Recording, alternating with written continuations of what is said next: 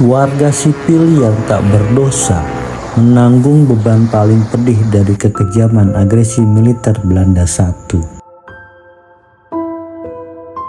Dengan pakaian compang-camping, mereka mengais reruntuhan, mencari apapun yang masih bisa diselamatkan. Potongan kayu, logam, bahkan pecahan kaca, semua dikumpulkan, dijual ke pasar demi sesuap nasi.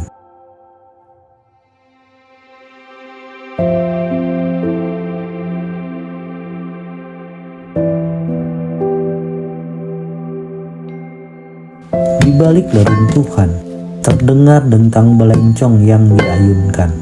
Suara besi menghantam batu, memecah keheningan kota yang porak-poranda. Di penjara, tubuh-tubuh kurus para tahanan diperiksa. Wajah mereka pucat, mata mereka sayu. Derita penjajahan tergambar jelas pada tubuh mereka.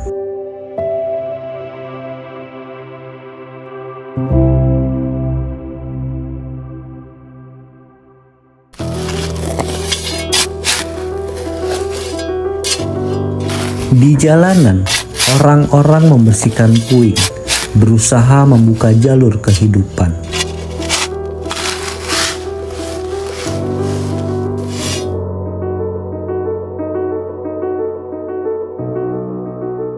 Sementara itu, barisan panjang warga kelaparan menunggu makanan. Hanya tersedia nasi aking untuk mereka, dan mereka melahapnya dalam wadah kaleng-kaleng bekas.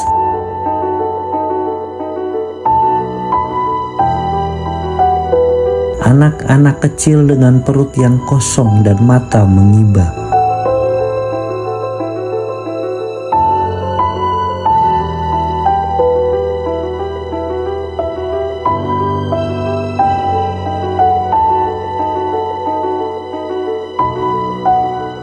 Tentara Belanda tampak ikut membersihkan puing-puing. Namun di balik itu semua tersimpan ironi. Mereka yang merusak, kini mereka pula yang berpura-pura membenahi. Meski dihantam perang, denyut kehidupan tetap mencari jalan. Pasar kembali ramai. Orang-orang berdagang dengan apa yang tersisa.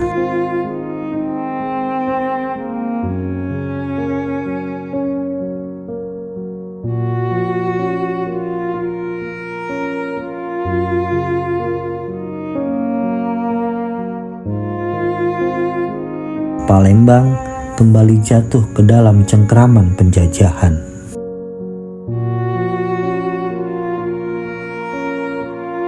Demikianlah wajah kota Palembang.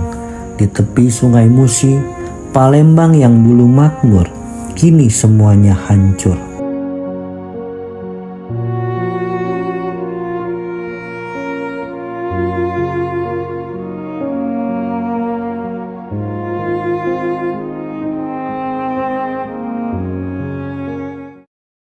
Ini merupakan titik puncak bagaimana Belanda kembali menjajah Palembang.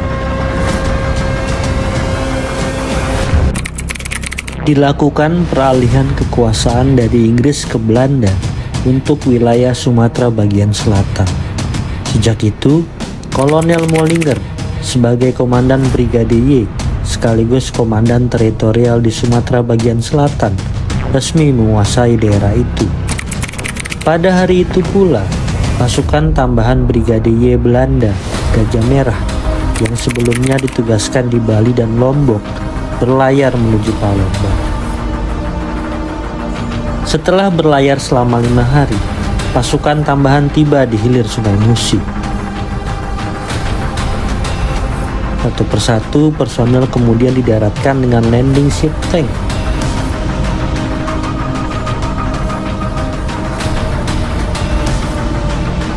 Dilakukan peralihan kekuasaan Inggris kepada Belanda dari Letkol Wils, pimpinan Resimen Gurkha keempat Inggris, kepada Letkol Van Beek, di benteng Kurtulbesak.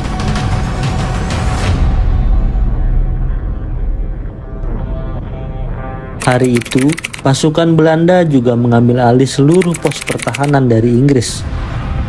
Lalu pos-pos pertahanan itu langsung diisi untuk mengamankan Palembang dan sekitarnya dari serangan tentara Republik Indonesia. Arogansi Belanda membuat pejuang Palembang muak. Puncaknya, ketika Belanda mengubah fungsi Rumah Sakit Katolik Roma Caritas di Talang Jawa dari fasilitas kesehatan menjadi benteng pertahanan yang kuat dan strategis. Peralihan fungsi ini sudah dipikir masak-masak oleh Belanda. Lokasi Rumah Sakit Caritas yang terletak di atas bukit memudahkan Belanda untuk mengawasi pergerakan rakyat Palembang yang akan membahayakan mereka. Selain itu, pendudukan Rumah Sakit Caritas juga memudahkan hubungan Belanda dalam menuju Talang Betutu dan Talang Semut.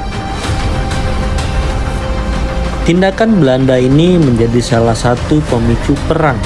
Pejuang Palembang merasa dikhianati Inggris karena sebelumnya mereka telah menyerahkan pengelolaan Rumah Sakit Caritas kepada Inggris semata-mata demi tujuan kemanusiaan, tetapi kemudian disalahgunakan oleh Belanda. Insiden pertama yang mengawali perang datang dari bangsa Indonesia. Sekitar jam 9 malam, 2 granat tangan dilemparkan ke arah truk Belanda yang sedang melewati jalan Talang Jawa Baru. Kejadian ini membuat 2 orang tentara militer Belanda tewas seketika. Insiden ini berkembang dalam bentuk serangan terbuka terhadap kedudukan Belanda di beberapa tempat di dalam kota Palembang. Setelah dibujuk Kolonel Mollinger, Presiden Palembang M. Isa turun tangan meredakan situasi pada 31 Desember 1946. Namun provokasi pasukan Belanda membuat para pejuang tidak kunjung beranjak dari pos pertahanan masing-masing, walaupun gencatan senjata sudah diserukan. Akibat insiden-insiden tersebut menjadikan konflik antara Belanda dan Indonesia tidak dapat terelakkan. Peristiwa ini merupakan pembuka jalan terjadinya pertempuran 5 hari 5 malam di Palembang dari tanggal 1 sampai 5 Januari 1947.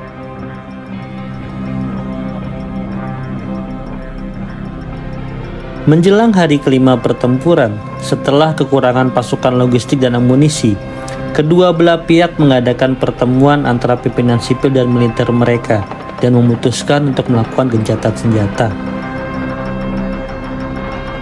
Perundingan itu menyepakati bahwa pasukan Indonesia dan Laskar Rakyat akan mundur sejauh 20 km dari pusat kota Palembang dan hanya menyisakan Angkatan Laut Republik Indonesia di dalam kota. Ini adalah dokumentasi kehancuran kota Palembang setelah pertempuran 5 hari 5 malam dengan Belanda.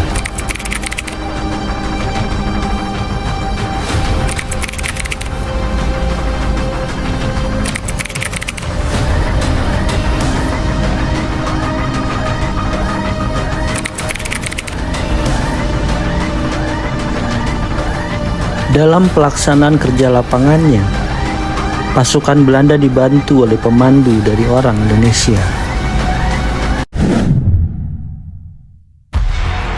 Setelah berlayar selama 4 hari, pasukan Brigade Y Belanda Gajah Merah tiba di hilir Sungai Musi.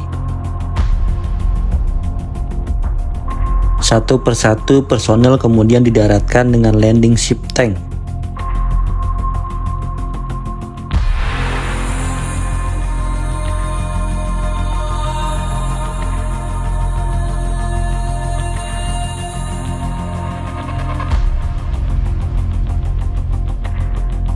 Sebelumnya, Brigade Y ditugaskan untuk menguasai Bali dan Lombok.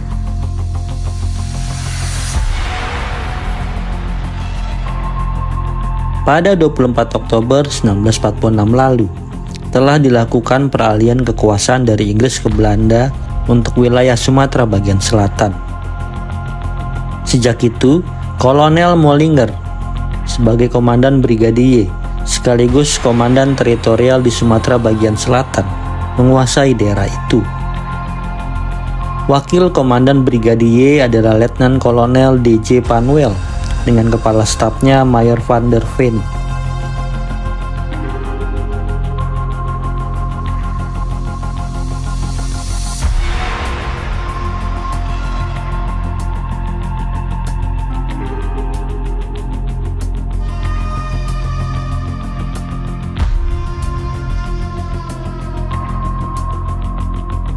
Pasukan Belanda ini sekaligus bertugas melindungi pemerintahan sipil Belanda, Nika, di Palembang,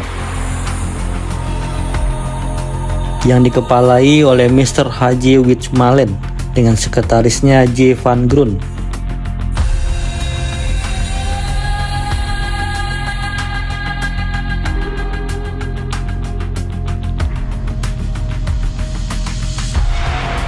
Markas Brigadier berkedudukan di Talang Semut dengan pusat pertahanan di Benteng Kuto Besak yang sebelumnya menjadi markas besar tentara Inggris.